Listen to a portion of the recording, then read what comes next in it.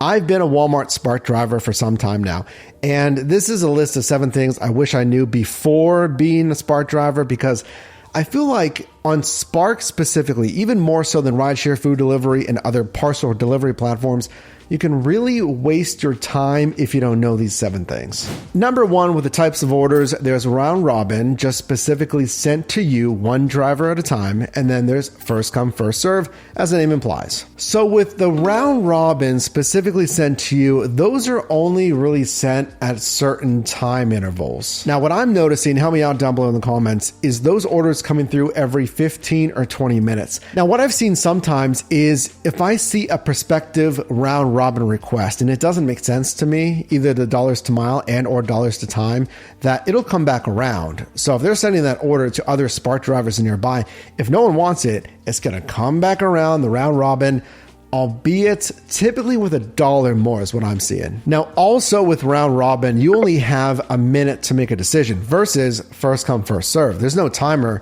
but if it's, I'll tell you this as well, if it's a first come, first serve, if it's good, as in paying over $2 a mile, if it's going to take 15, maybe 20 minutes, like the run's not that far, that those aren't going to last like 5 minutes. It doesn't matter that there's a counter, a good one's going to get taken. But on the round robin, you have a minute. It's a little bit more than, let's say, DoorDash, Uber Eats on food delivery, but still, just make sure that the numbers actually make sense for you. Number 2, something that I actually didn't really want to do, and I didn't even really look at till I started to do some of these runs, order types, I'll say, is the shop and deliver runs. That they're actually not that bad. So going into the Walmart or Sam's Club and pulling from the grocery list, the shopping list, whatever it is, I get the picture, I get the aisle breakdown, but even the checkout process is pretty seamless versus Instacart, Shipt, some DoorDash grocery shopping as well. And then also, just so you know, on Shop and Deliver, is they may want you to use separate bags just for Spark drivers, because I was doing a Shop and Deliver and I tried to put everything in your regular plastic shopping bags. An associate came over, they said, no, you're supposed to be over there by the customer service desk and use those. Number 3, you might have already felt this if you just signed up, or if you're thinking about signing up, you should probably do it now because of this. The same thing actually with Amazon Flex and kind of Grubhub, depending on the marketplace, is there might be a wait list. And I'm not talking about a couple of weeks here to get activated. I'm talking about a wait list that might be 3, 6, or 12 months just to get activated. Number 4 is a very important one that I did not know actually until like 25 runs in, because again, I hadn't done a lot of shop and delivers. This pertains to shop and deliver. So I mentioned it can be general merchandise, but it can also be grocery.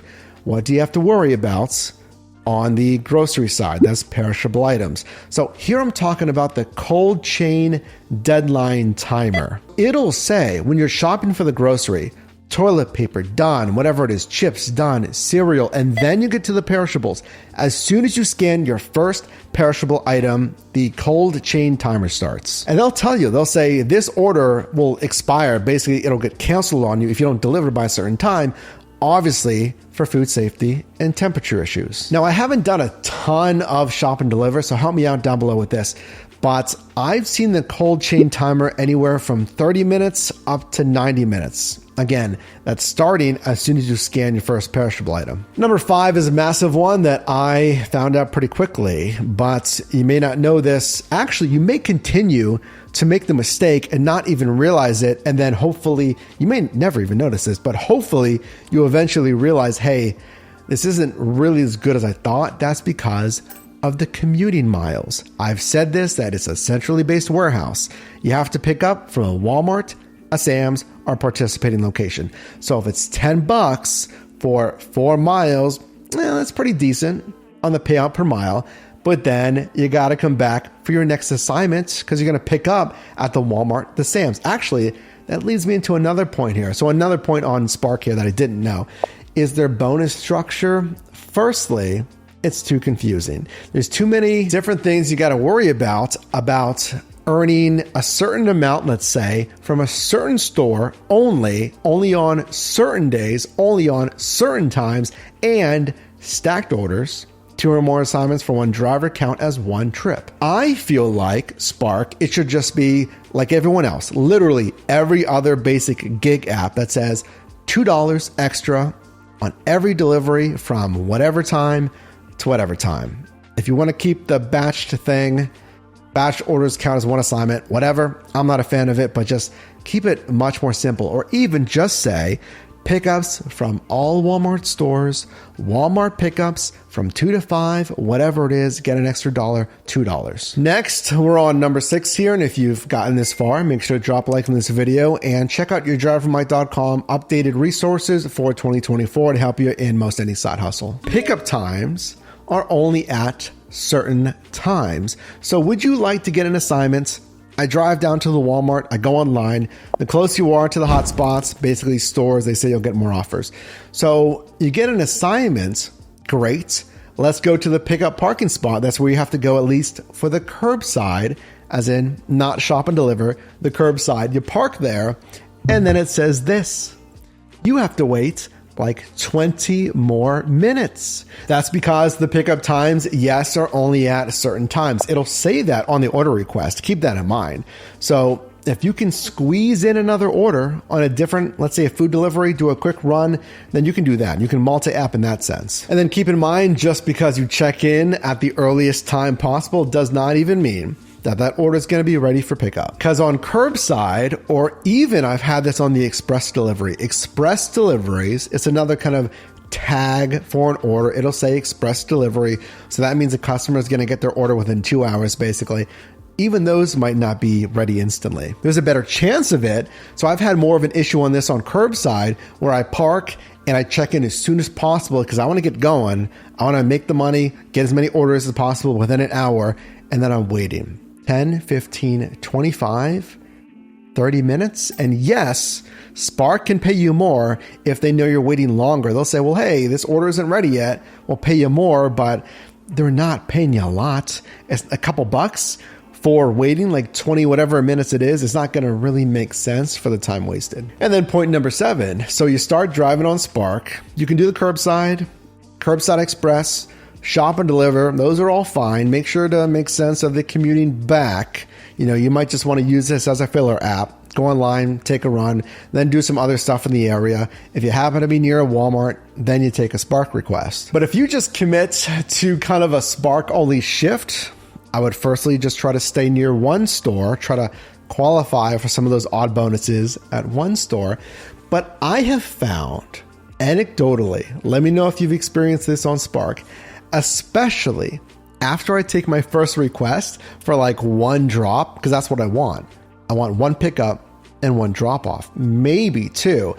After that, the next orders, it's like, hey, we noticed you did one stop request. Would you like to do a 10 stop or a 13 stop or a 15 or a 19 stop 2-hour run for us? And that might be okay if you want predictability. It's almost like an Amazon Flex package shift, but grocery, and it's all meant to fit in your vehicle size. So it should fit, but you still got to keep track of, like, let's say 10 stops. But just keep in mind, it's like 10, 12 stops. It's going to be more obviously starting and stopping the vehicle, more parking, managing that. Hopefully it's in a more suburban area where there's easier parking. So that's okay. It might work for some people, but if you're like me, or if you don't want to commit, let's say 10, 12 stops in hour to 2-hour routes, because I've seen it, like, dude, I have 45 minutes to an hour. I don't have that much time. Then you're going to want single and like double stop runs, 1 stop, 2 stops. I feel like the best way to make money driving on Spark in 2024, it's hopefully leveraging their bonus system, something that does make sense for you. Maybe it's just the whole day bonus for an extra $1 or $2 on every delivery at a certain store, but that's the store you typically drive at. It's heavily filtering out orders, ideally getting short runs, high pay, like most any other side hustle app, right? And or it's just using Spark, like I mentioned, as a filler app. Because if you're just going to use it as your main side hustle, you're going to commit the day just to driving Spark. I'm a little concerned about your commuting miles there and then back. So think about any bonus pay, think about commuting miles, think about, is the curbside better Or do I find I make more money, I have less wait time because I'm shopping on the shop and deliver? Which one of those is going to make you more money? Does it all make sense for the time invested? With any shopping app, I'm always concerned about you wasting your time. So just think about that. I don't hate Spark, but I kind of like it more as a filler app versus something that you can really invest in for the whole day and that kind of being your number one gig. But you let me know.